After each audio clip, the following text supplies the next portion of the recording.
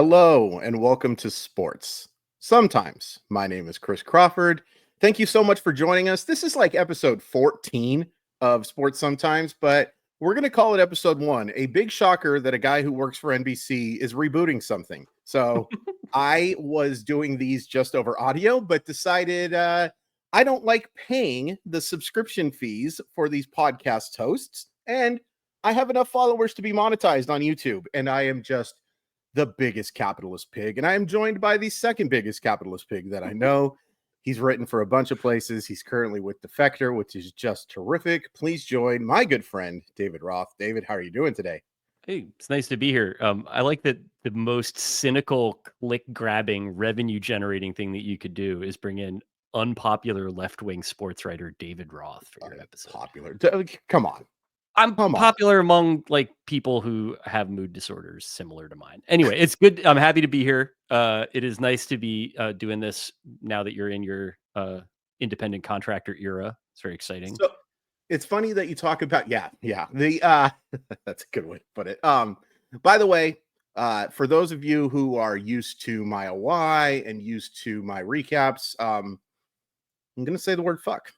I'm just letting you know right now that we're allowed to this is the first time I've been allowed to curse on any of the things I've come on with you. This is really exciting.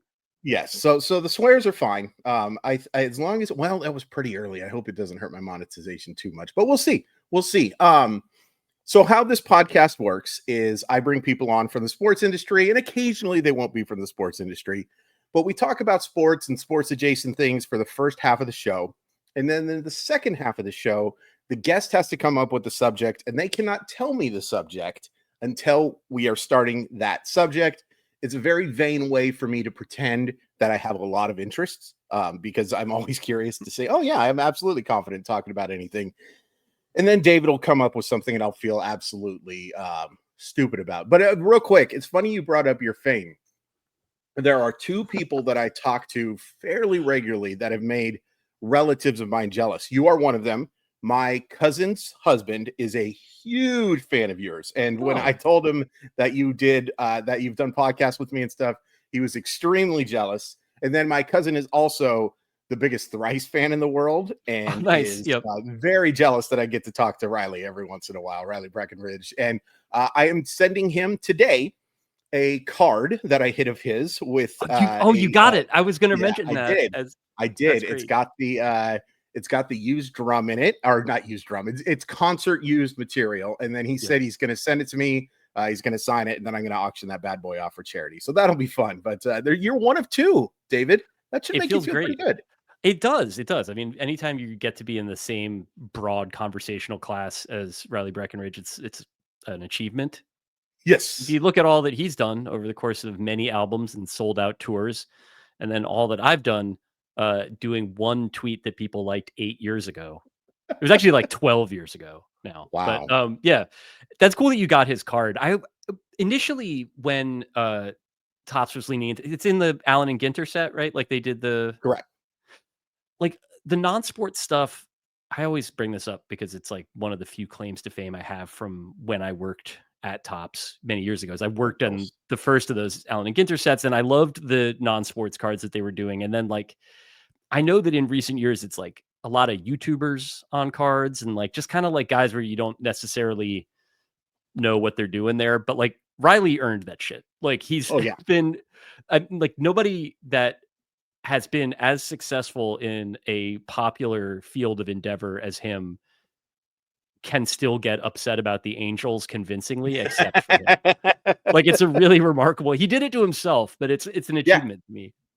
It's no doubt an achievement. And it's funny, he just posted on Bluesky about his absolute love of the signing of Travis d'Arnaud, which is, by the way, I mean, it is the most Angels signing that I think I have seen in a very long time. It's the most Angels signing I've seen in 1 week from when they signed Kyle Hendricks. But it's Kyle Hendricks, Jorge Soler, and Travis d'Arnaud is a wonderful offseason in 2017 or so. It seems a little weird in 2024. But since you brought up posting and since you brought up Bluesky, David, something happened last week that we won't spend any time talking about. But what it did cause was a bit of an exodus. And I have seen a lot of people make the move to Bluesky. Now, I signed up for Bluesky a long time ago and then completely forgot about it. I'm not going to lie. I just totally forgot that it existed. And then when the melted crayon got his way, I decided that it was time to make that move over into Bluesky. And apparently I'm not alone, because I just saw something that about 1 million people have signed up for the website in something like 9 days. And my question for you, David, is number one, can Bluesky be a thing for sports? Number two, what's it going to take to make it be a thing? It's a good question. I think it can be. I think it is a thing in the sense that, like the thing that Twitter was best for, like even after it stopped being good in terms of a place to do like spoofs and goofs with your friends, and like it was Sure. always pretty good with that. There was just a lot of, at some point you're aware that you're like the little "this is fine" dog in the meme, like, and you could still get your little japes off with your homies, but like the room is on fire. It's time to leave, like, Sure. and but the sports stuff, because of the video capacities, and because like that's where the leagues are, and it's where all the, it's still useful for that. I don't use it Mhm. to watch sports anymore. Like that's like sort of a second screen. Like I did when I left. And I miss it to a certain extent. I think though, Mm. as Blue Sky gets better, especially with the video stuff, and then I think as like more of the sort of discourse moves over there, like right now it's a lot of posters and it's a lot of jokes and a lot of politics. And everything has a lot of politics in it right now. As you Right. mentioned, it's just kind of the thing that's on everybody's mind. Yeah. But not me. I only think about the Mets. But the for other people, I imagine that that's an issue. The I think like as the video stuff gets better, and then I think in general as the sort of vibe improves, like what made Twitter work was that it was fun to be on, like it Mhm. was like a fun place to be, like sort of paying sort of attention to while a sporting event was happening, because everybody else was talking about it. And I think that Blue Sky is trending in that direction now. And because it doesn't like sort of push in the way that Twitter did, like just algorithmically trying to shove the most popular shit in front of you, or, as it does now, the most reactionary shit in front of you. Like, I think that it will work, but it's like, it's going to take everybody sort of doing it together. But the Sure. energy is good, I think. And like, there's no reason to me why it shouldn't. Like, CJ Fogler's putting video up there. Like, the Yeah. highlights are there to find. Yeah. So, the difference, I guess, is just that some of the more like deranged, like nonstop discourse that made, I guess, people liked it about sports Twitter. I never really liked the whole like NBA Twitter as a thing where everybody is getting takes off, or like Yes. sending death threats to Kevin Durant because he didn't, help them deliver on a parlay or whatever. Like that should is Yeah. not, I mean, I don't know who that's for, whatever. But I think that like a place where funny people are being funny together, like it's already happening. I think it'll get better. And that's like the version of it that I miss. It's kind of interesting because I have to keep my Twitter account for work. Like Yeah. I cannot, as a guy who does aggregate sports, I just can't not have a Twitter account. You Mhm. have to have all of that stuff because all the beat writers are there, and I'm seeing more people. It's interesting. I've seen a lot of tweets from folks that say, "Hey, I'm not leaving Twitter, but I am on Blue Sky now, just so you Yeah. know. I am on this." And it's almost like their safety valve, like the check down throw to Yep. the running back I from mean, Brad that's Johnson, when you mentioned like how you like signed up for it and then forgot about it. Like I did that at like 4 different places after Elon bought Twitter. Like, cause there Oh was yeah, that initial period where it seemed like it was going to tip over. And sure. I'd been posting for long enough at that point that the idea of just going like cold turkey on all the serotonin boosts that I got from posting on there, like Sure. I would have gone insane. Like I needed someplace. And like this has just happened to be the one that worked the best for me, I think.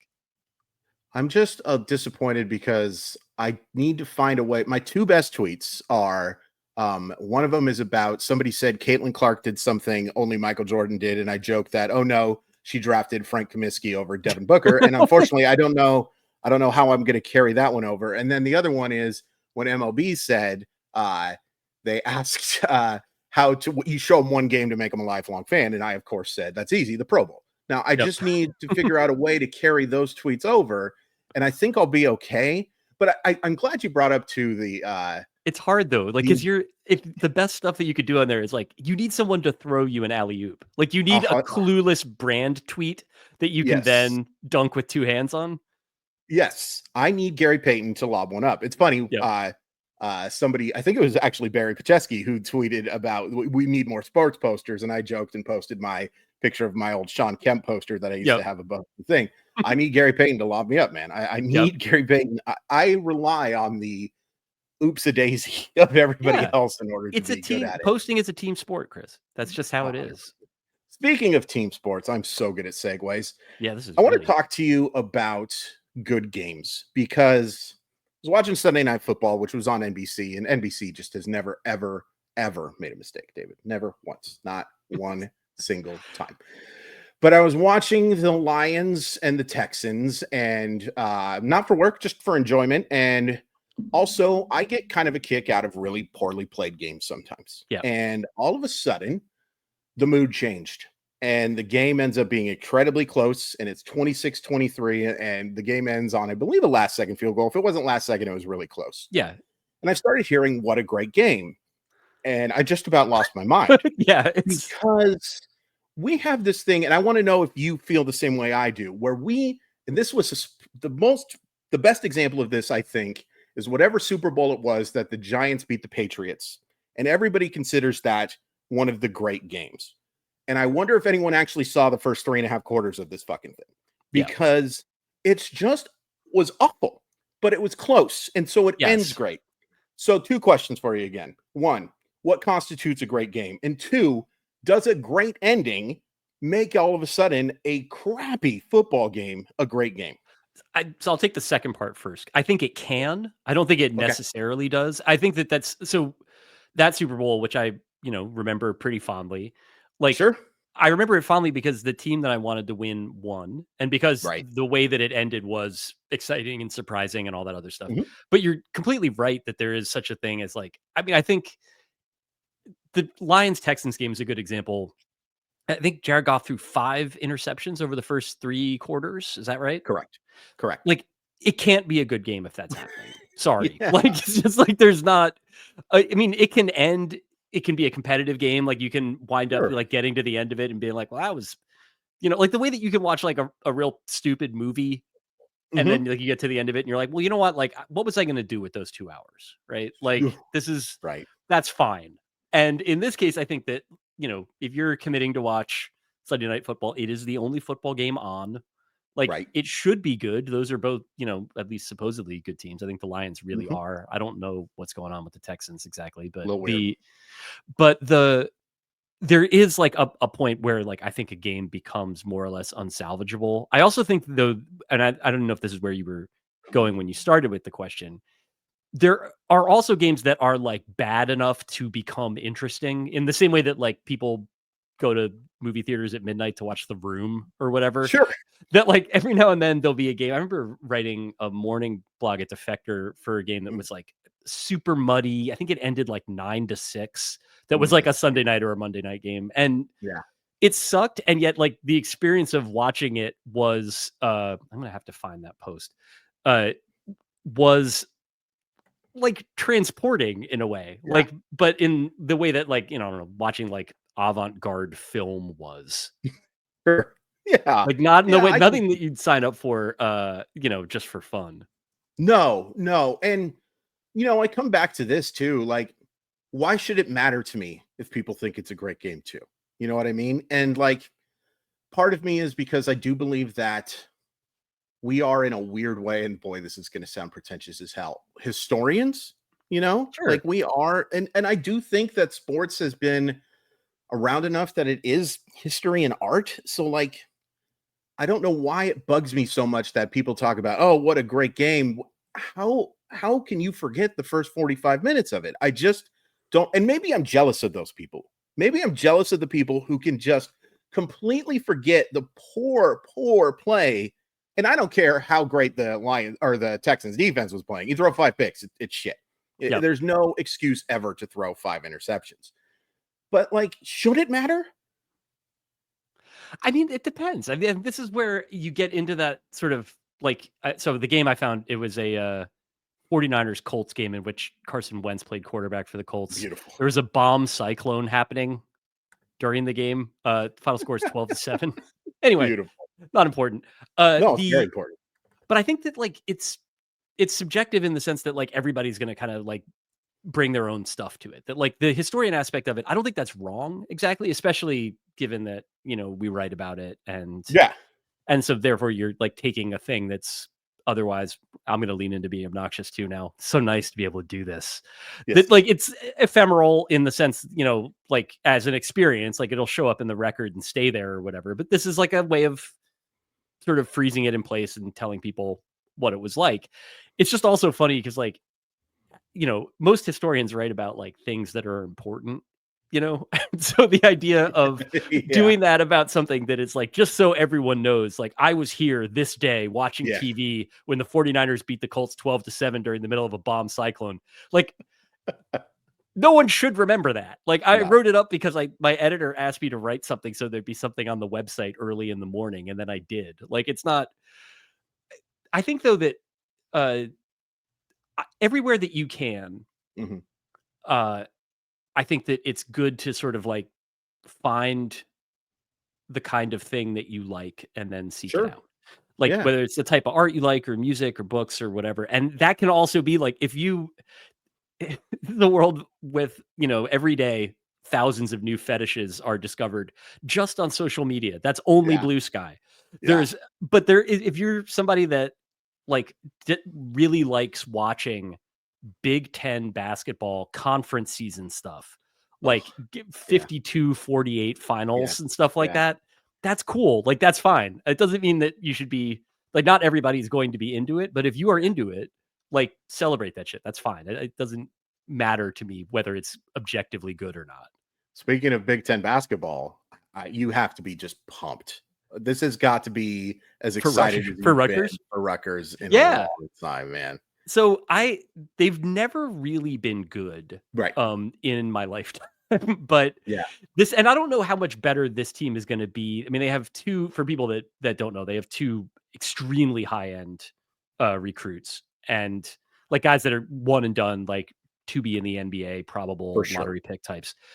Both of them, when I've seen them, have looked like children because they're like 18 years old, you know, but the teams themselves, like in general, I like watching Rutgers basketball. Well, I can't really be like throwing shade on anybody's fetishes there. I've always watched it going back to a time in my life when I was like routinely much more hungover on Saturdays than I am now. And so it would just be like, it's too much effort to change the channel. I'll just watch them lose to St. John's, you know, but now they've played super hard under their coach, Steve Peichel, the whole time that he's been there. And it's been like, I guess the best period for Rutgers basketball in my lifetime that because they've made the tournament like 2 or 3 times, you know?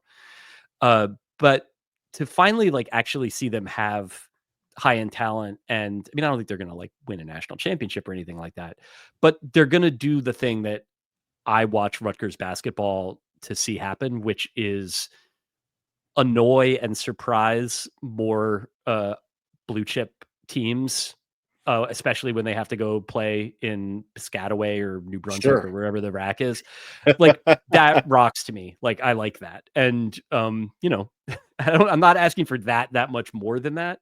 No, maybe some cool, you know, like whatever, like highlights here and there. Like I'd like to see Ace Bailey make Sports Center a couple times, but beyond that, like I'm not asking for too much. It's interesting too. They both were extremely high recruited. I look at mock drafts because I'm an idiot, and Bailey is the guy who's considered the better NBA guy, I believe, at this point. But it's, you know, I followed college basketball for a long time. I cannot tell you that watching Steve Peichel at Stony Brook, a good program that he turned him into after they were just an absolute shit show for a while. If you told me he was grabbing 2 5-star dudes in one class, I would not believe you whatsoever. Well, this was, as a New Jersey person, this was always a thing that kind of killed me about Rutgers being bad in the ways that they were bad, is that like a lot of basketball talent comes out of the 100%. state, always has. Yeah. And in this case, it's like the idea, which is obviously much easier said than done because it took them 30 years to finally do it, you know, right? It's just like keep 10% of it, like keep some of Yeah. it, you know, Yeah. because for a lot of at college basketball is kind of interesting this way. It's almost more interesting in a kind of a abstract sense than it is concretely, because at some point it's just, B minus basketball most of the Right. time. Sure. But the ways in which, like, this is different too with the transfer portal now, that like Hmm. the ways to build a team are kind of fascinating. Like, it's gross in the sense that, like, it's a stupid business and the players should be getting paid salaries, and there's all Right. kinds of the ethical and sort of just basic business grossnesses of it are what they are. And yet there are all these ways to kind of like arbitrage your way into adequacy that are, it's just some of it does come down to work. Like, I Yeah. remember the last college team that I cared about and watched fairly religiously was the Long Island University Brooklyn Blackbirds. They were the Blackbirds at that time. Now they're like the Sharks or something. But they play in the lowest of the low majors, the NEC, and they, at the time that I was watching them, it was basically like a lot of my friends had just had kids and they were living in Brooklyn, and you could get into a game for like $7, and Nice. like the mascot was cute, the band sounded good. Like, they didn't mind if you had like a baby that was yelling the whole time. And it was a tiny little gym, and those teams were really good Sure. because, in part because of like they won their conference, and they like one time got to be a 15 seed. That was like where it peaked. But the thing that made them good was that they were doing the transfer thing early, but then also their coach like recruited San Antonio, Texas, which Oh, nobody did. It was just one thing. And he got two really, really good players from there, nice. like guys who would go on to play in Europe for like Oh, 6, 8 years. And okay. but there's something like amusing to me about the idea that like you could do that. Like, that Sure. Steve Michael, like, obviously it's different. Dylan Harper and Ace Bailey are players that every team was trying to get, and they decided to stay in New Jersey for reasons of their own. But there is Yeah. also, before that, there was a part of me where it was just like, just go to like, Elizabeth, New Jersey. There's probably somebody there that, like, because people don't want to go to Elizabeth, like, that you could get. And it seemed like for the longest time they weren't able to do that, and now it looks like Sure. that's sort of working. Yeah. Oh my gosh. Yeah. And it's funny because if I remember correctly, Peichel took over for Eddie Jordan. Eddie Jordan, I believe, was the guy before Yeah. that. If I was guessing which one of those is bringing in the 5-star recruits compared Yeah. to You would Peichel think and the Eddie guy that had Jordan. coached in the NBA and that Yeah, was 100%. Yep. There's that, you convince the fathers, hey, I played in the NBA. I know how this system works. You take your son, you're going to be close to home, blah, blah, blah, blah, blah. But it is kind of fun. I'm watching my Huskies. Obviously, they haven't played any Big Ten games yet, but they're going to be Yeah, playing in we're those fucking games. division rivals now. Yeah, This is that's this is gonna be right. tough for us. Well, and I watched your Rutgers Scarlet Knights win a game where you got outscored by out yarded by 300 that the Washington Huskies lost on a Friday night. Man, we had a long conversation about college sports in our last one, and we talked about how the transfer portal was kind of taking away a little bit of my enjoyment because of not because those kids should be able to go wherever the hell they want. As long as coaches can go wherever the hell they want, they should be able to, and they should get their money and all that stuff. But there was something for me about following a program build. The Yep. quarterback who gets into the college and he gets the chance to go from being the low 3-star guy, and all of a sudden they develop into the 9-3 team. And for a brief second, that's what is especially interesting for me now with the 12-team playoff. Like the chance to go from that just isn't going to happen anymore. Yeah. I don't have that issue with college basketball, and I think it's because I'm young enough, I guess. Boy, haven't said that in a while. You That and me both. we've not seen team building. You know what I mean? Like, it has almost exclusively, with the exception really of UConn the last couple of years, have Yeah. been guys who just come and go, come and go. I think that's fair. Like, would you agree with that? Like, that there's Yeah. a little Yeah. more, the transfer portal doesn't hurt college basketball as much as it does college football. Yeah. I think it's so there seems like there's this kind of like high-low approach to building a really good college basketball team now, that like there is no way to do it without the transfer portal. That like 100%. but it's kind of weird. I mean, again, because this is like technically still, I guess, an amateur sport, but it's basically the way that the Dodgers work. Yeah. where it's like you develop some guys, you have to Mhm. recruit some guys, but like if you recruit people that are too good, they will go play in the NBA as they should. Sure. And so there's this sort of base level of contributors that you get the old fashioned way. And then the rest of it is just, and I don't know how the transfer portal like player economy works. Right. And I'm with you to a certain extent in that, like, I mean, I think we probably are hitting the same beats here because I think what you said is correct in terms of like the way that it's like kind of diminished Yeah. my enjoyment of it, but also in the sense that like the first few weeks of the college season, like finding out like where guys are, Sure. Yeah. like it's Yeah. kind of, it's a weird feeling, but that's like Yeah. what, like, because I don't follow the NFL off season like that. And so Sure. there's definitely a sense like before my first fantasy draft, like looking at stuff and being like, oh, wow, Stephon Diggs is on that team now. That's fun. And it's like, and so you just scale that further and further and further down to the point where like suddenly you're looking at like whatever Gonzaga's roster and being Sure. like, oh, that guy was at Creighton like 3 years ago. Cool. That's neat. There's a lot of that, especially at Gonzaga now too. Like they have become, and by the way, this is where I show my age. If you would have told me as a 15-year-old growing up in the Pacific Northwest that Gonzaga would become a national power, like Yep. not like a pretty good team, like a national power that like, people make fun of the fact they've never won a championship, but they've been to the Sweet 16 like 12 straight years or some Oh, yeah. ridiculous streak like that, And which they've is done it almost long enough that impossible in it's like today's college they've done it basketball. as effectively two different types of programs. That like when That's that true. streak started, it's like Yeah. Dan Dickow, Oh, yeah. and then now it's like 2 lottery picks, a bunch of transfer guys. Like it's just Yeah. like an elite program as opposed to like an extremely well curated like local power. It's funny you say Dan Dickow because the very first ever Washington Husky basketball game I went to, because Dickow transferred from Washington to Gonzaga. Wait, did he? All right, good. I was worried that I was like No, wrong and that he'd no, actually played it. All right, good. but there was a very inebriated man sitting behind my dad and my friend who just kept yelling, "Take it from him, Dan, he's scared." Now, that's fun for a little bit. Over an hour and a half, it becomes a little bit much. Yeah, But like you got to I'll get a always, second line. yeah, One other thing to say to Dan Dickow.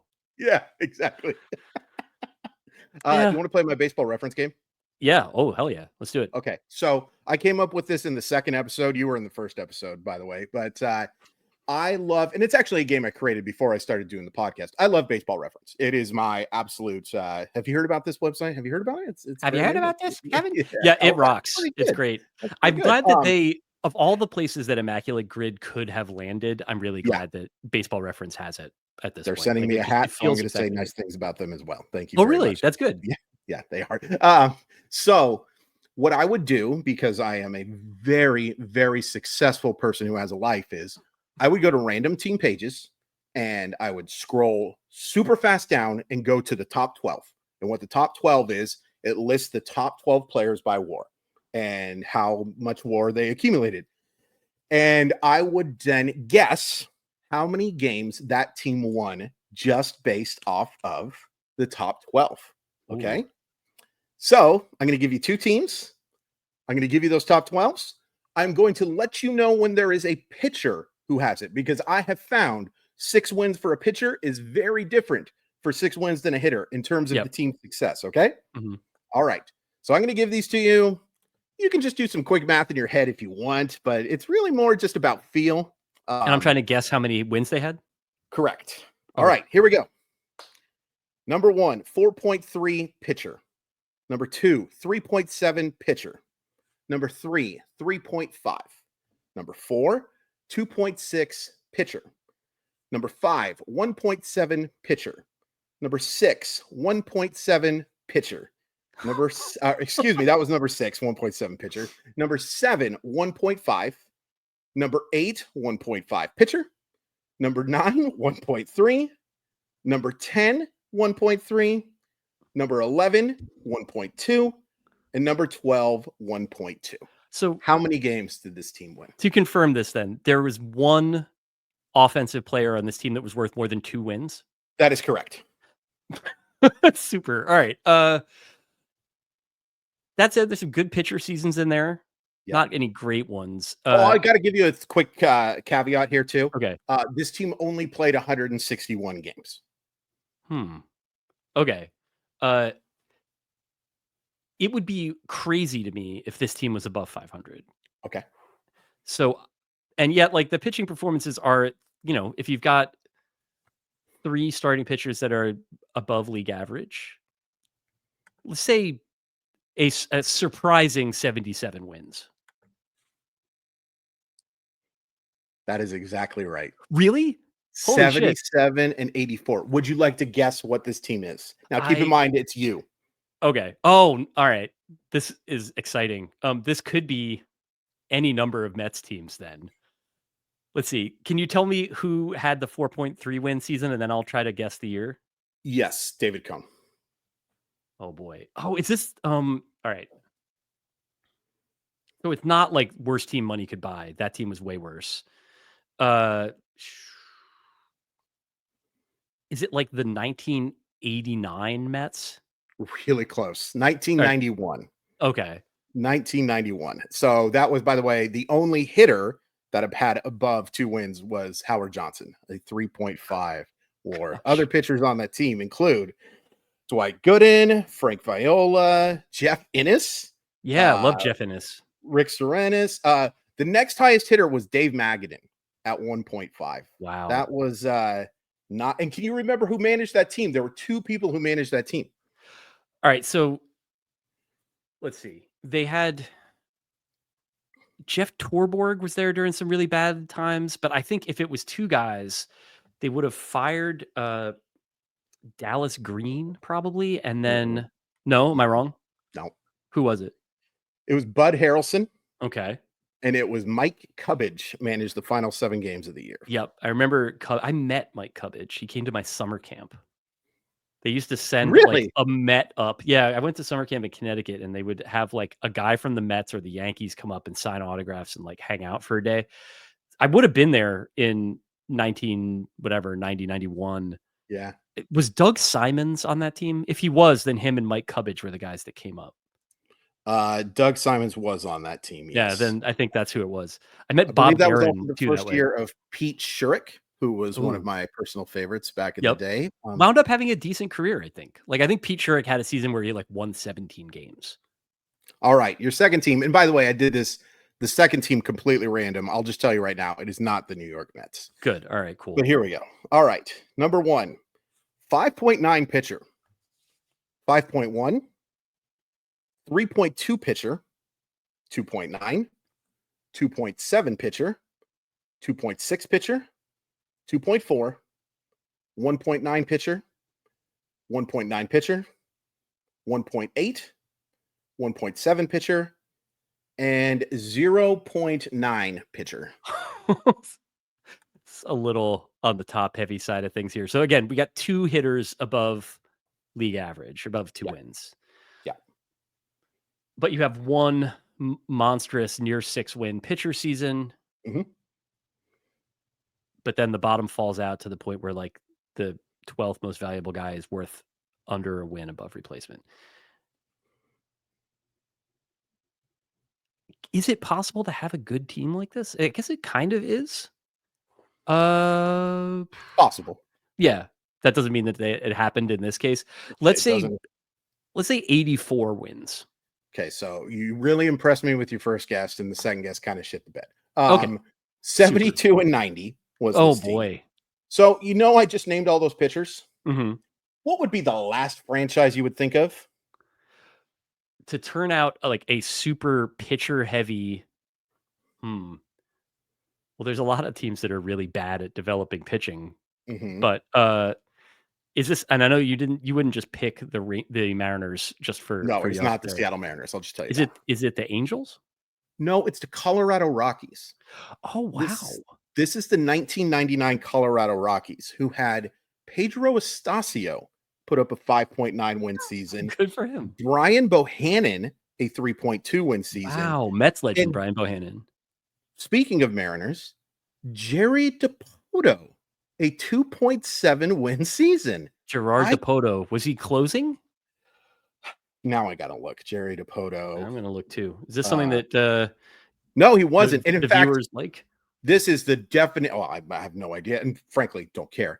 I don't understand how he has a 2.7 win season. He had appeared in 63 games with a 4.26 ERA, 86 and 2/3 innings, a 69 to 44 strikeout to Yeah, I was walk going to say, I ratio. was just looking at the, This not really a makes whole lot to hang your hat on there. no, it doesn't make any sense whatsoever. And Brian Bohannon being that high, dude had a 6.20 ERA. Okay, this is my number one beef with WAR. Way too much emphasis on innings. And I realize that availability is a skill to a certain point, right? You can't be a 3.5 win pitcher with an ERA above 6. I'm sorry, you can't. You Yeah. literally have to change the formula if Brian Bohannon's season is a 3-win year. My God. The starting rotation has, so Pedro Estacio and his nearly 6-win season, his ERA was 5. Yeah. And then after that, it is Brian Bohannon 6.2, Darryl Kyle, RIP 6.6, Yeah. Bobby Jones 6.33. You have to get down to a young Jamie Wright. Itself a really interesting concept. Yeah. To find somebody with an ERA under 5. Yes. I'm confused. Like, I'm really Future confused Mets how that works. icon John Thompson. Oh man, John Thompson, man. 1 in There 10 and were 14 starts with an ERA of 8.04. What a remarkable franchise. I hope he's doing well. By the Yeah. way, there's a lot of relievers here that I remember so fondly, like Curtis Laskanik, Mike Yep. DeJong, Chuck Oh, McElroy, dude, who oh. there's just a bunch to like here. But I was shocked because there's some good hitters on this team. Larry Walker had one of the greatest offensive seasons that I've ever seen. 379, 458, 710. Yep. That's another thing that we could talk about with WAR. Like, how is that low? Yeah, that is bizarre. Yeah. I mean, even look Walked at more than struck out. I guess that there's a lot of like adjusting for, well, actually, Oh, no, there sure. isn't. It's not like adjusted WAR. There's 4 guys on this team hit more than 30 homers. Yeah. And 2 of them had WARs above 3. One of them? Jeez. Really strange. I don't It's really necessarily weird seeing understand it. here too, by the way, Nefi Perez, 280, 307, 403, which obviously flawed line, but Yes. that would be one of the better shortstop lines today. Yep. That's an OPS plus of 62 in 1999. Bizarre. That's That's true. There's basically 3 guys with an OPS plus above 100 in that. Well, that just, I don't know. Maybe they shouldn't play baseball there is all. That's just a thought. Do you want to do one more? Sure. Okay. This will be the tiebreaker because I did really duff that second one. Okay. No, you did great for a person who's never watched baseball before. But stop. All right. I picked a team. This one should be fun. All right. This is good podcast stuff right here. Yeah. Like Is it? when you're waiting for somebody to search for something. All right. Here we go. Number 1, 6.2. Wow. Number 2, 6.1. Number 3, 5.4 pitcher. Number 4, 5.3. Number 5, 4.9 pitcher. Number 6, 4.4 pitcher. Number 7, 3.8. Number 8, 3.2. Number 9, 2.9. Number 10, 2.6 pitcher. Number 11, 2.6 pitcher. And number 12, 1.8. That's a good sounding team right there. Does it sound like 95 wins or something like that? Very close, 94. Wow. This is the 1993 Chicago White Sox. And the reason why I searched for them is this might be the team that I hated more than any other. Because growing up, being such a big fan of that jersey behind me, I felt a rivalry with Frank Thomas. You know what I mean? Yep. And finding out that, very limited, no Twitter in 1993, very limited stuff that Frank Thomas was the overwhelming favorite to win MVP over Griffey in 1993 kind of broke my heart. So watching that team lose in the ALCS to the Philadelphia Phillies to the Toronto Blue Jays right before that World Series against the Phillies actually was kind of a wonderful thing for Chris Crawford.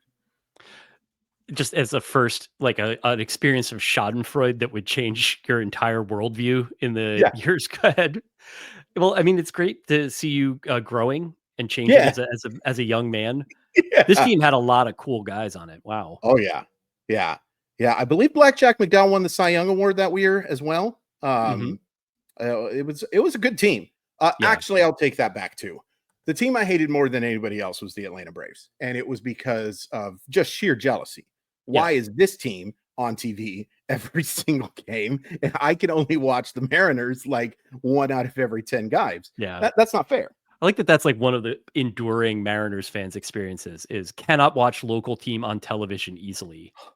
They've really kept that shit going. It's pretty impressive. Yeah, and it's going to be very interesting to see how that goes forward. I had to sign grandma up for the $15 per month sports package in order for her to watch the Mariners this year, which is just, it's insane. You want to talk about that at all? Like the whole media market thing?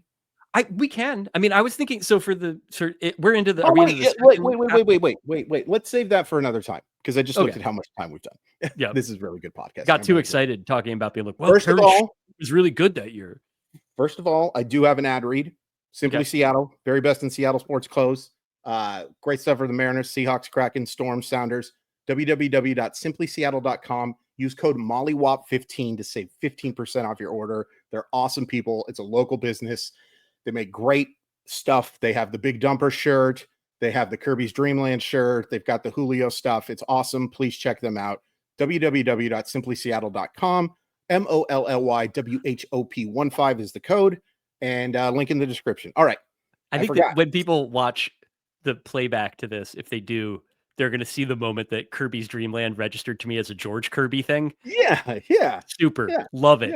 Great stuff. The best shirt they have there, in my opinion, is the Big Penix Energy. It's the one shirt that I've been told not to wear by a few of my family members. But it's for the best. It's nice to own, but it's the sort of thing where, like, that is you can't really go to the store with that. It sends the wrong message. Fair. Or it sends the right message in a way that people find jarring. Either way. Fair enough. Okay, David Roth, second half of the show. It's on you. What are we talking about?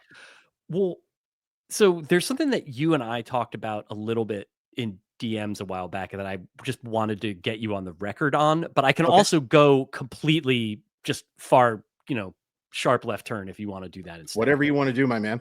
All right. So here's I'm going to do the thing because I just am happy to be talking to you about this and I'm going to avail myself of your knowledge there. So we were talking you as a person of card, a man of collecting.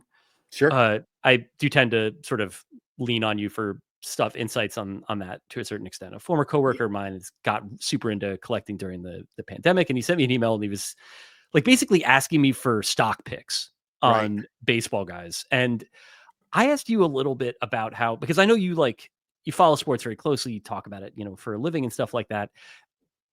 Can you talk a little bit about how the sort of like fan and like assessing stuff as a fan, or at least as somebody who like follows this stuff, how that version of assessing players differs from doing it as like kind of an investor? Like, what do you like? I guess this is the sort of thing where I could tell this guy who I thought the good prospects in baseball were, but I don't know which one of them are going to wind up being like valuable guys to own cards for. Right. So this is an interesting one because I do evaluations for prospects for a living, for NBC Sports and for a bunch of other places. I've done it for a long time. And it is markedly different in terms of what is a potential. Well, it's interesting because I do it actually 3 different ways. I do it for just real life, prospects who have a chance to help major league teams. Then there's the fantasy angle of it, right? Yeah. And it's much different, right? Because a pitcher doesn't have as much value in fantasy as he does in a hitter. And there's more volatility, and you got to be looking more at stolen bases and like filling out the 5 categories. But then there is card prospecting, for lack of a better term. No, there's a better term, but that's the one we're going to use. Pitchers become basically completely invaluable with the exception of one recently. And then hitting for average and stolen bases are fine. People want the power hitters, and they want them to be the young power hitters. Like, they would prefer the guy be a DSL type of guy, that type of guy, more so than a high school player or a college player. And I think it's because, I hate using this term, you're buying the dip, but it's not really the dip. You're buying the guy at the lowest possible point, right? which is why last year, Bowman. So every year, Bowman comes out with sets and they make first Bowmans, and first Bowmans have become more valuable than rookie cards by a considerable margin, which is weird to me, but it's just the way that it works. But the big chase last year was Ethan Salas. Ethan Salas was a guy that people were spending, and I'm not being hyperbolic here, David, thousands upon thousands of dollars looking for his first Bowman. He's a very good prospect, but like, what is the catcher comp for a guy that nets you out that was what was fascinating to me about it too, because I think people did a poor job of analyzing what type of prospect Ethan Salas is, because Ethan Salas has offensive upside. If he was just a defender, we wouldn't be talking about him, right? But most of his value is the fact that he's behind the plate and he's a very good defensive catcher. Like, there's very little risk that he's going to have to switch positions. But what catcher do you think of when you think of, like, boy, I really need to go get his rookie cards? You know, is it Adley Rutschman fairly recently? I was going to say, like, is that valuable? Rutschman does not have anywhere close to the value Gunnar Henderson has. They were a little even at first, and of course it changed because Gunnar Henderson had a great year, and for being honest, Adley Rutschman kind of had a shitty year this year. Yeah, he did. But it was fascinating to me. And then the big chase this year was another Padre. And I understand this one a little better. It's Leo Dallas DeVries. And he is another guy who people are spending thousands of dollars on. But it's interesting to me, and I brought this up in your DMs, and it's more prevalent in football. But like, you look at a baseball guy and you take a look at a Lazaro Montes, a Mariner, but one of their best hitting prospects, and a guy who had kind of a low value, but then has really taken off. And it's boy, you want to invest in him early because he might be the next Yordan Alvarez. He might be Yordan Alvarez. They call him Baby Yordan. And most of it's because they're both just giant. Yeah, like, it's the way of saying that someone's the size of a refrigerator. Exactly. There's only so Exactly. But he could be as good as Lazaro, or he could be good as Yordan Alvarez. Yordan Alvarez cards don't sell for shit. Right. So it just doesn't make sense to me in that regard. The joke I made with you was talking about football and Matt Ryan. Yeah. How Matt Ryan cards have no value whatsoever. But Matt Ryan is probably a Hall of Famer. He's in the top 10 of passing yards all time. I think he's in the top 10 of touchdown passes as well. None of these quarterbacks, in my humble estimation, outside of CJ Stroud, have any chance to be as good as Matt Ryan. You'd think that the Matt Ryan card would then have the value, right? Not so much, though. Yeah, that's the part that I thought was fascinating about it, is that you can evaluate it properly as somebody who is following the sort of the sports aspect of it. And also, like, you'd have to say, like, if you're picking somebody as a rookie and you're like, I think this guy's going to make the Hall of Fame, and then he does, and it still doesn't count as a quite successful investment, is a really strange way of thinking about it. And this is interesting to hear about too, the idea of like that other tier of like fantasy stuff. In a DM with some Mets fans and Scouty types, and they were talking up Enrique Bradfield, who's a guy that I really enjoyed watching in college, and who I think, and you know, they have said, like, in the minors has done all of the stuff that you would want him to do, like steals bases all the time, catches everything, looks like someone who's going to hit 300.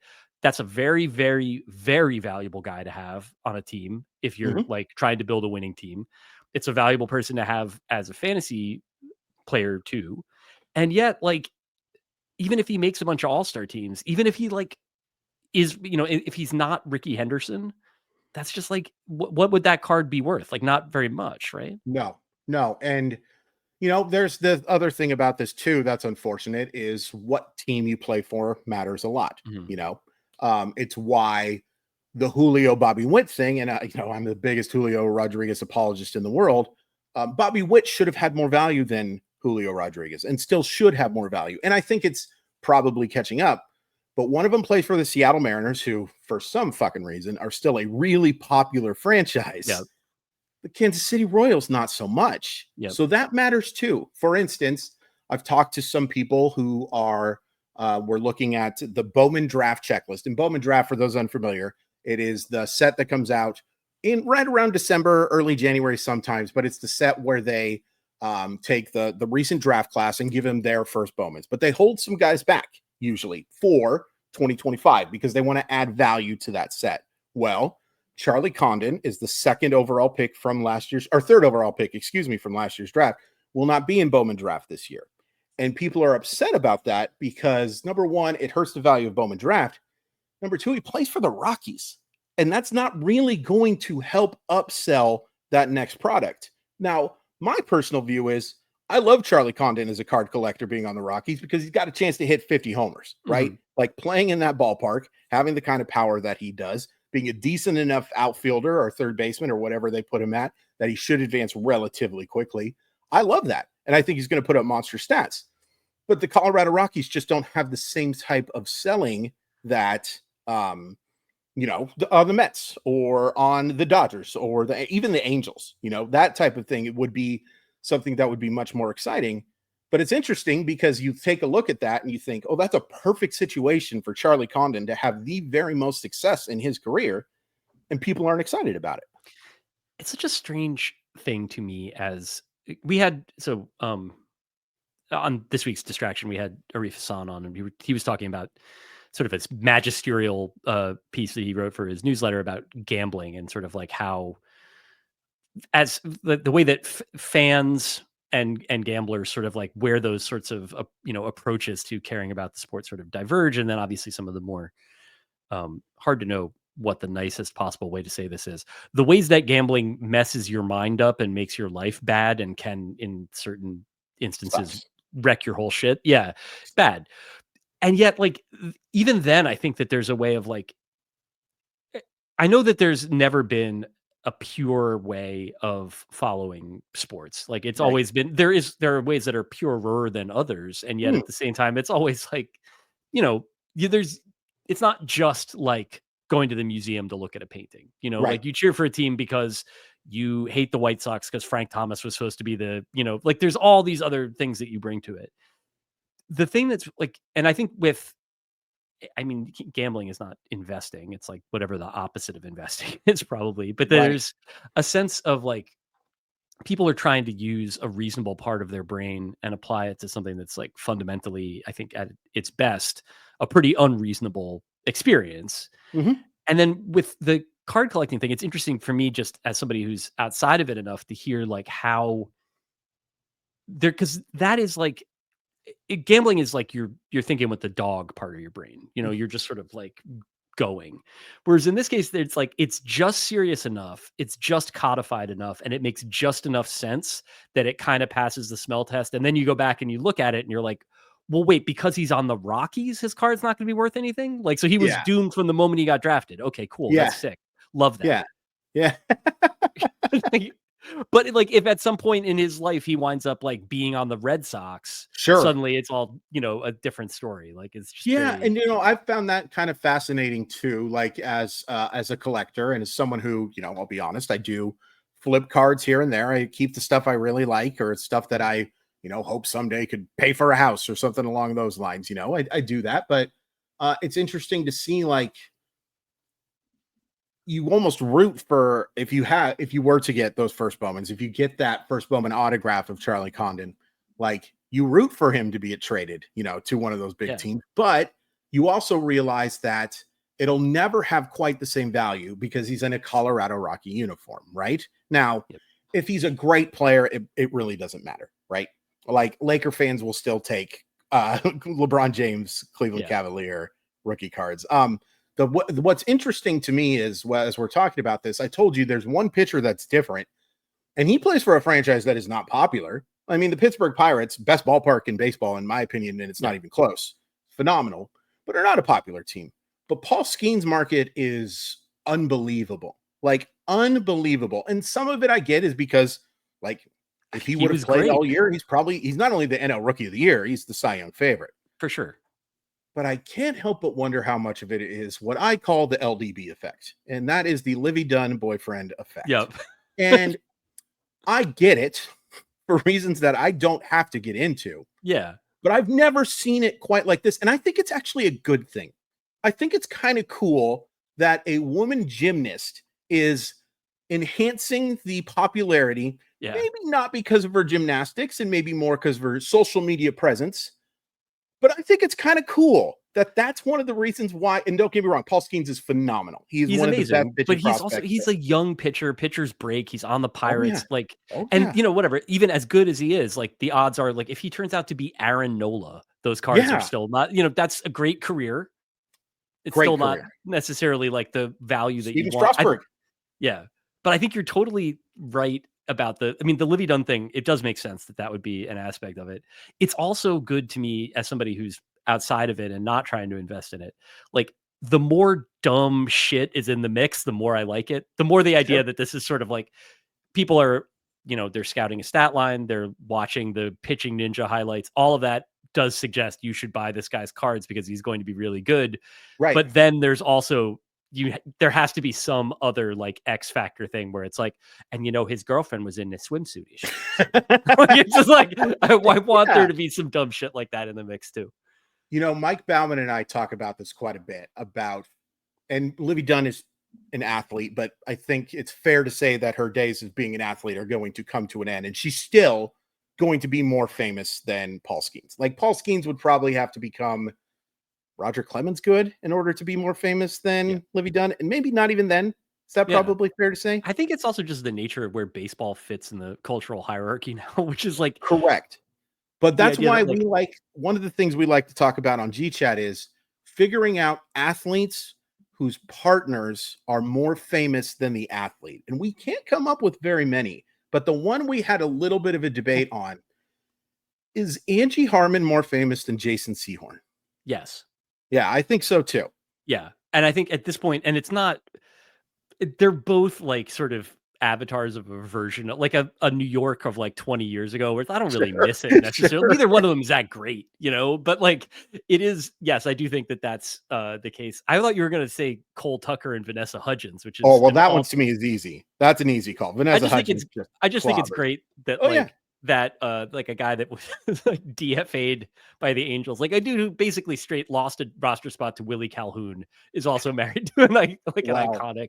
I think what I learned from Cole Tucker is number one, shortstop prospects fail too, and number two, hair matters. Hair matters. I hate that it matters, but hair matters, and it's just something that I'm going to have to learn to live with. Oh, the other one, I think probably the closest one, in my opinion, and we'll say United States. Gabrielle Union or Dwayne Wade? Yeah, both extremely famous and widely admired people. It's also interesting that he's like clearly used some of her connections to like get in on TV stuff. Oh yeah, for sure. Because like I didn't think he was like much of a game show host, but I did think he did a great job during the Olympics. I did watch every single episode. I know, and that was like I know it only. It's weird when like that does seem to be like a career path. Like presumably like Steph Curry called his people once he saw Dwayne Wade hosting like the Pain Box or whatever that show was called. Travis Kelce's got one coming out, I guess, too. Yeah, this is good. I feel like every NBA guy should be trying to do that right now. Like I want to like a version of Family Feud that's hosted by like Nicholas Batum. It would be a nice idea. Maybe it's in French. I'd watch it for sure. Do you have a favorite card? Like one that you just like, you go and look at, and it could be quirky, it could be valuable, it could be whatever it is. So I think I don't actually own it, but the one card that I periodically sniff around on eBay and consider getting, I think we talked about this last time. We did, but tell everybody again. The Alex Gordon card. Yeah. So I won't repeat myself then because that episode. No, please do. No, those episodes are lost because I had to delete them all because I won't pay for them. So please. Oh, right. All right. Well, in that case, this was a card that got put out when I was at Topps. That was a blooper. There was a new licensing deal between Topps and the PA, and they printed an Alex Gordon card that they were not allowed to print. And this is the sort of thing where a lot of times when there's like an error card, people get in the sort of conspiracy theory part of their brain. As someone who was in the office when that happened, that is not what happened here. Straight up was a mistake, like a fuck up that people were upset about. Sure. He was the first pick of that draft by the Royals. And it used to be that you could put draft pick cards in sets and then abruptly you couldn't. This was the first year that you could not. And he hadn't played in the majors. He was on the 40 man, but he hadn't played. And so you couldn't put a rookie card logo. And this was the first year of the rookie card logo. It's the whole thing. I barely remember the details. Whatever it was, they printed this card. They packed some of it out. And then at some point it got caught. And the PA was like, this card can't be in the sets. And it's a big enough process, sort of like an industrial process of like printing, cutting, packing, and shipping Sure. baseball cards, that some of them did make it. There are versions of this card that are intact that you could get. They were sent to weird places. Like a lot of them, like most of the Alex Gordon cards that people know exist in their undestroyed form were sold at Walmarts in Nebraska and Kansas, and then at military PXs all around the world. So you have like basically a better chance of having an intact Alex Gordon rookie card if you were like on Okinawa than if you were buying a pack anywhere in the United States. What you would have gotten if before they removed the card from subsequent printings entirely was they destroyed the card by they kept trying to come up with like different ways to do it. It's kind of like a Billy Ripken fuckface scenario, but like much better handled. And what they did was basically take this giant hole punch and drive it through all of the sheets. And then the cards were cut and packed more or less as it is. So if you see the Alex Gordon card, and you can find some of these on eBay, they're like $15 now. They're not super difficult or valuable to find, but it is just the outside frame of the card and no image in the middle and no text from the back. I'm That looking at was it like right the now. compromise. So you could just get like a little picture frame of a card and then maybe like place it over another card that you like and pretend that that's what it is. But I've always wanted to get one of those, and I knew I wasn't going to get one, when I was at Topps. It was Sure. and then since then, it's like that was many years ago now. Oh, And 2006. yeah, Yeah. but I do think it would be a neat thing to have. So like at some point I'll like buck up and spend the $20 and buy myself one. One of my all-time favorite cards, and this is not a administrative error, it's just Panini being very bad at their jobs. They came out with 2022 World Cup Soccer Prism, and I invested heavily in it because I think, especially in 2026, I think soccer cards are going to go insane, with the World Cup being here and how the market works. Well, I had England in a team break because, I wanted to get my hands on Saka and Harry Kane and stuff like that. And it is a insert prism.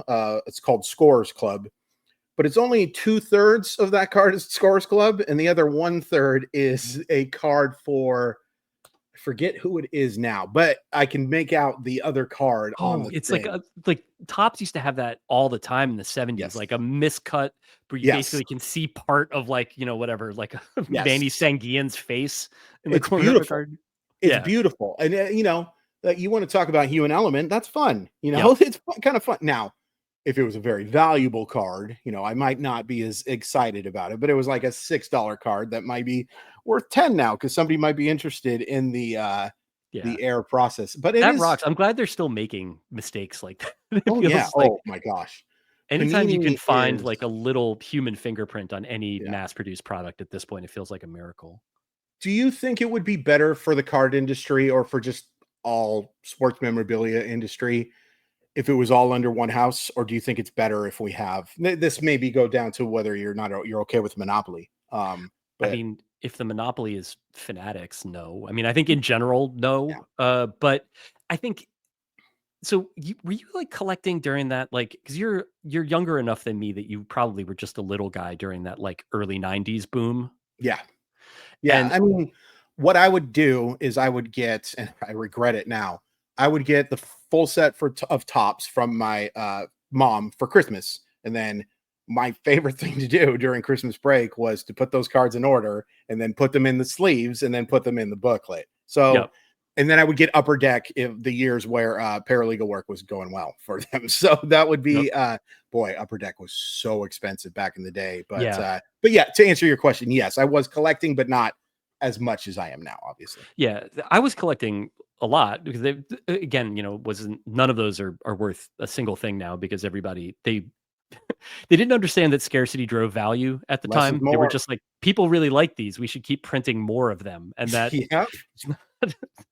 that's not MBA level analysis, but it worked well enough for me. But I liked that there was this sort of like wide variety of different products and expressions and like ways. And I think that to the extent that like that still exists, I think it's good. I just don't know, like the business seems so different now. And I feel like for adults or whatever, the people that are collecting at the higher end, it's like you already have, there's enough sub brands within the Topps product line that it's like, it is almost kind of like there's different products, you know, like maybe you're somebody that just wants, like, you like the historic sets, or you like Bowman, or you like, you know, whatever, that maybe you don't need to have, like, and I know we don't now have, like, you don't need to have like a Donruss and a Fleer and a Donruss Studio and Fleer Ultra and blah blah blah. Like, there was probably too much shit, and Yeah. now I feel like maybe it's swung back in the other direction. I'm more interested in your answer because you actually still are paying attention to this Yeah. stuff. Well, I'd prefer more companies. I would prefer more competent companies because look, Fanatics has done a horrible job with the uniforms. I think we all know they've done a horrible job with the Yeah. uniforms. I have to admit, the top stuff they've put out is really nice. There has not been a loss in quality stuff. You know, It prices, should be plug and play. Like, they it should shouldn't be. be messing It with it should. at all. It's a But you know successful how that goes, company. David. Yeah, I People buy do. a company and they think, "Oh, I have 47 ideas to make this better," and then they wonder why their stock price drops by like 3/4 in Yeah. like 3 years, you know? They I can't think help that that's just, themselves. like, it's hard for any company to not, and especially with Fanatics, I mean, like, they're in so many different lines of business at this point that, like, they Sure. have to, you know, just if you gotta nudge one thing, be like, "I fixed it." And the more they do that, so you said the prices have gone up? Is that the way that Yes. you're? Oh, 100%. And, you know, some of this depends. It's going to be rookie variant, you know. Like Panini's prices actually went down a little bit in part because, so for those of you who are unfamiliar, there's two major card companies. There's Panini and there's Topps. And Panini has the rights right now to football, basketball, and a lot of soccer stuff. Topps has some soccer stuff, but their big thing is still baseball. But that's going to be changing because the players union signed with these other with Fanatics, and so Fanatics will have these rights, I believe, starting in 2026. But what happens is Topps was smart, or Fanatics was smart, I guess I should say, and they signed guys to exclusive autograph deals. So Victor Wembanyama, the biggest card chase maybe since LeBron James. Like, I'm not being hyperbolic about that whatsoever. It Yeah. is. I've talked to David about it. It is absolutely insane. He can't sign autographed cards with Panini, so there are no licensed rookie autograph cards for Victor Wembanyama. So obviously the numbered stuff, like the numbered out of 75, the numbered out of, God forbid, or heaven, you win a 101, you're Mhm. probably buying one of those islands, but it doesn't have the same thing as the autograph, especially the on-card autograph. You know, that is something that everybody's looking for, is that on-card autograph of the big rookie. And they also don't have CJ Stroud for rookies. They don't have Marvin Harrison for rookies, a whole bunch of these guys, you know, that you'd be chasing. Well, they're all signed with this other thing. So me, selfishly, I'd like to see it under one house because I want that stuff. I Yeah. want a Victor Wembanyama autographed, not serial looking card. Or if it were the sort of thing where it's like, because this was when I was at Topps and stuff, there were guys that were like, in, you know, they would have, because basketball at that point was split between Topps and I believe Upper Deck or something like Mm-hmm. that. I don't think it was Panini at the time.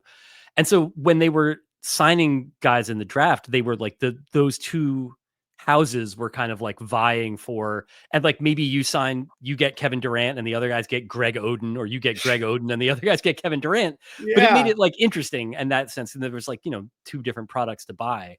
At this point, the idea of like, you don't have the NBA license, but you have Victor Wembanyama's exclusive autograph rights. Like, you just screwed over collectors. Oh, yeah. You can't make a Victor Wembanyama card yourself. You can't just like put him in a baseball set, you know, No, which is well, that's a except you drag. can. He is an What's it? Allen and Ginter. I will tell Is you he that. Yeah, he is. So is Jalen Daniels is also in Allen and Ginter. really So with autos? by the way, they brought back the scratch and sniff cards, and Oh, I got one of them, and it looked like chili, and I got very excited, and I scratched it, and I smelled it.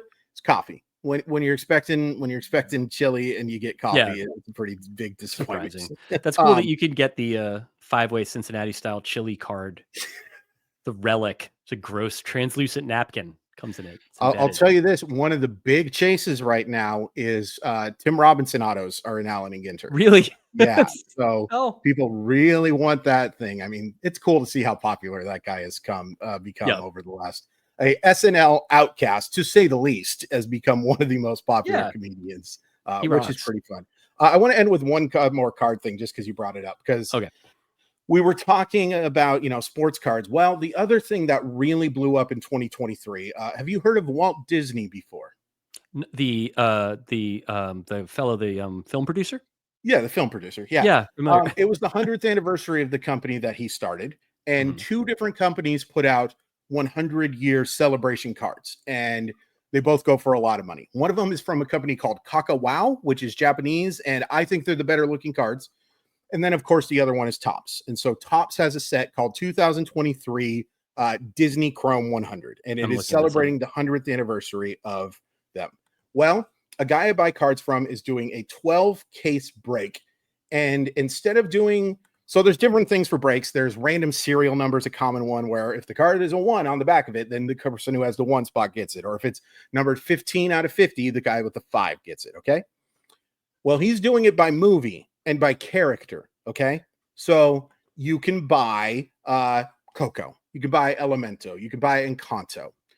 The most expensive spot is Mickey Mouse.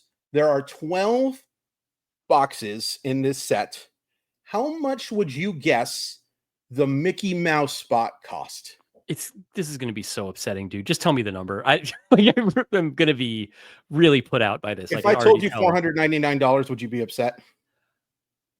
I mean, honestly, I guess it could have been worse. Well, it's That's not, still because it's that's an awful. $689. Jesus Christ. Come on, man. $689 for Mickey Mouse cards. Now, look, I love Disney. I have issues with Disney. I have issues with the guy, obviously. Yeah. But I can't deny that I get choked up and have loved most of the Pixar movies, Cars being the Yeah. exception. Not Mickey though. Mickey, that just feels like $689. oh boy. $689. And here's the crazy thing. There are autographs in it. I saw that. So But when I looked it up, I saw a Donald and Daisy Duck dual auto as there's if they not were real people. autographs. Like, No, what are they you are. doing? They're. It's not facsimile, or how do you say that word? Facsimile? What? Facsimile. Yeah, facsimile. Okay, I learned something. Thank you very much. I don't even know if I'm right, but You could have been a little nicer I'm about confident. it, but that's okay. But like $689 for Mickey Mouse cards, like, and here's the thing about a break like that. You'll get some cards, you'll get like 4 or 5 base guaranteed, and they go for, I looked it up, like $5-10, something along those lines. If you get a refractor, you might be going a little more. If you don't get an autograph, you just lost a lot of money, like a lot of money.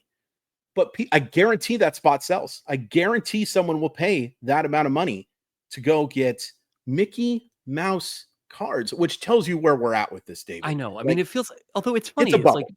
knowing that it's a bubble. This is something that we've talked about in the past too, and we're like in overtime, so we can talk about this more next time or whatever. I want to make you, Yeah. but like knowing that it's a bubble, I feel like it makes it probably a little bit harder to make decisions in this sense, because it's like you have to, the like objective part of your brain where you're like, well, that's stupid. Like Yes. that can be true, and yet, like Right. if you're still trying to approach it as an investor, then you have to be Well, in a more of a like thinking of it relatively speaking. yeah, I'll interrupt you real quick just to close it out. The hard part with that type of stuff, let's say I was a rich dude who could afford the Mickey Mouse spot.